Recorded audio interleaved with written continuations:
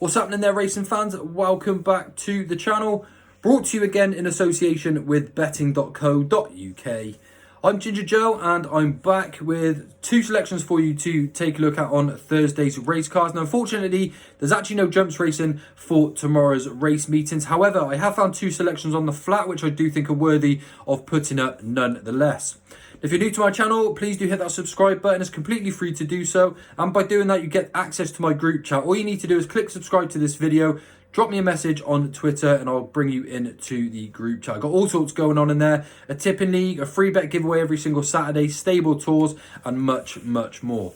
Also provided by betting.co.uk, we've been given an offer from BetVictor where if you bet just £5, you'll get £30 in free bets using the link in the description below.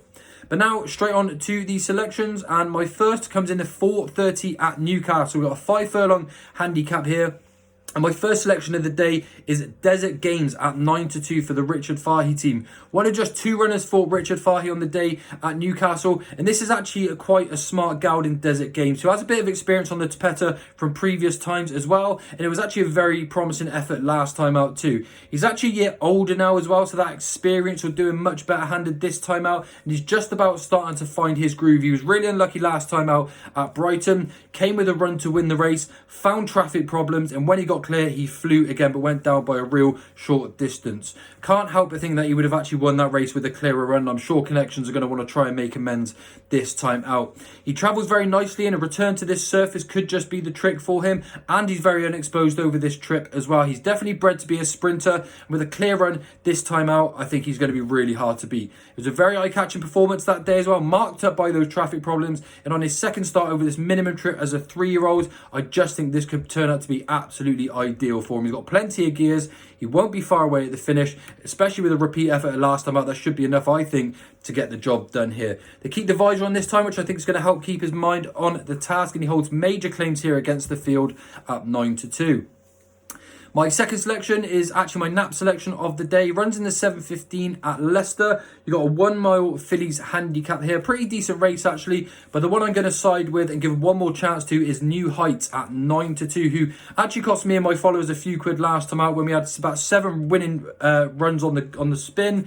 We then had 3 runners leading up into New Heights, and she ended up getting chinned on the line. But I can't help but think if she was held on to a little bit longer, she actually may have held on and won that race in the final strides. And I think connections will be able to make amends here. The good ground here is definitely going to be a good factor. If you go back, look through New Heights' form, she's got some really strong efforts in defeat on better ground, certainly in better company than what we've got in this lineup here. And her mark is actually still quite handy enough, dropping in class.